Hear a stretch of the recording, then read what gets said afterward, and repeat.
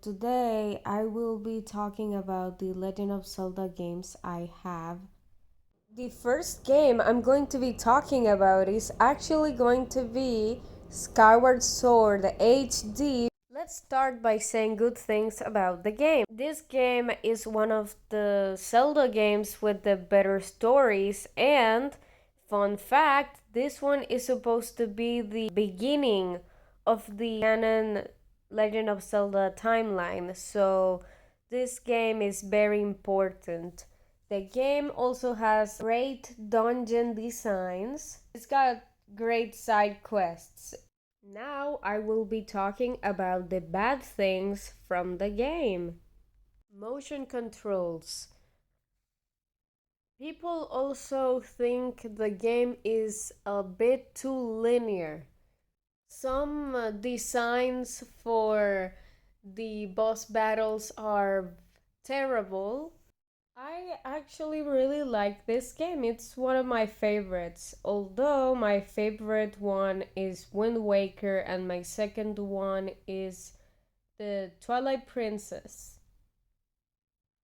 Now I will be talking about Tears of the Kingdom. So if you don't want spoilers, avoid this. So I really like this game. It's very similar to Breath of the Wild, but it's definitely not DLC as many people think. It's got plenty of things that it borrows from the predecessor, but it's also got things that it adds, like side adventures, chasms, the sky islands, diffusions, the ability to ride the dragons in the game. You can collect bubble gems and a lot of new collectibles, like the Sage's Wheels. In Tears of the Kingdom, you can actually get all of the outfits or armor pieces that were in Breath of the Wild as DLC for free, so that's amazing. Something that I like about the game is that you don't have to pay the fairies to come out of the flower buds. You actually do side missions to get them to leave and do upgrades for you. Because in Breath of the Wild, you had to pay them a big amount of money so they come out and help you with your armor pieces. There are similarities, like in Tears of the Kingdom, you have a side quest that is called the Gleok Gods, when Breath of the Wild had a side quest that was called Moldulga Gods. In both games, you obtain abilities from people of all the regions, and you have to use them a lot. I haven't finished the game, so of course I'm not going to be like, oh, this game is better than Breath of the Wild. I feel like you can still play Breath of the Wild while having the sequel. Both games are really good. I will be talking about Hyrule Warriors Age of Calamity. So, I really like this game because I can play it with my sister and it's very entertaining because you can do all of these missions, you can upgrade the weapons, you can have like a lot of different outfits, you can play with your friends. You can also use other characters that aren't Link with different weapons, so that's great. Also, I really like that when you use Zelda, you can use her light powers, the Sheikah Slate, or a motorcycle. It's very cool how many styles the characters can have. I also like the way that you can use stasis and the remote bombs, because in this game you can spam them. So that's how my sister and I kill Lynels. Also, the story it's very cool. I remember that when I bought the game and started watching the story, I did criticize it a bit because it was very different from Breath of the Wild. But then you have to understand that this is another timeline. This is different because this is like a happier version of Breath of the Wild, like if the champions didn't die and they met the descendants. It's a great game, and you can actually learn more about the champions. So I definitely recommend this game. So now I will be talking about my favorite game, which is Wind Waker. So my favorite thing about the game is the art style and that you can travel across the seas. I absolutely love that you feel a sense of adventure even though the game is not an open world. There's so much to do in the game, and I like it because it's not supposed to be an open world. I love this game. I also really like the story because the story is so amazing. I remember that the two times I played the game, I cried when, Toon Link has to say goodbye to the boat. That broke my heart. Also, Ganondorf in this game is also really cool because it shows you a different kind of Ganondorf if you compare it to the one from Twilight Princess or Tears of the Kingdom. I like that. I also like the design because it's very different. So I also like the dungeons because the first time I played, I used guides for most of them, but then the second time I played them, I realized that I didn't need the guides and I could do that on my own. I just didn't believe in myself. So, yes, I love the dungeons from the game because they are well made and they are actually entertaining, and the boss battles are cool as well. My favorite characters are Toon Link and Medley. Sometimes when I play the game and I don't want to listen to the music, I I just turn on music from Elvis Presley and that adds to the vibe. I absolutely love it. Something I really like about the game is the part where music is heavily involved.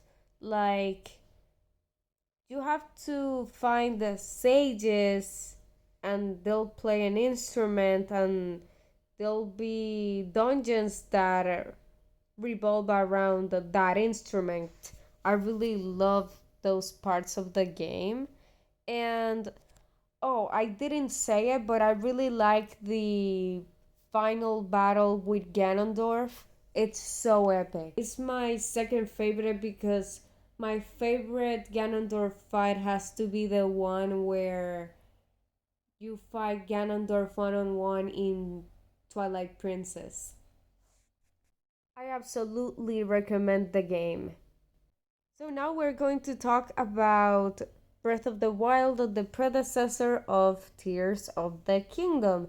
So, a thing I really like about this game is the champion abilities because I feel like they are more useful in the gameplay than the sage abilities.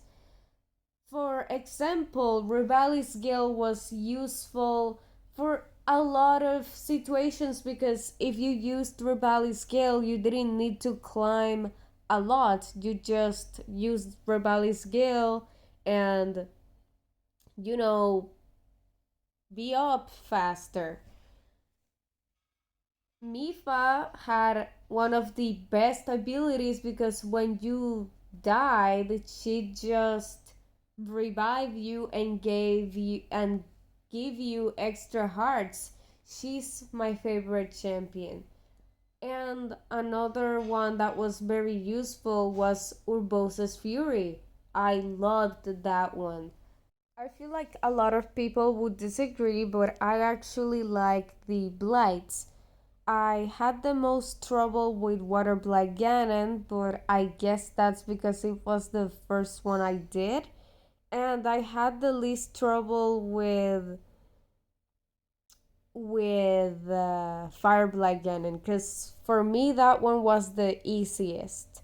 Well, I like the Blights because they have cool designs and they just look cool and creepy. I don't like the Dark Beast Ganon from this game because it's like too easy and it's impossible to lose. But it's got a good ending. I have to say that.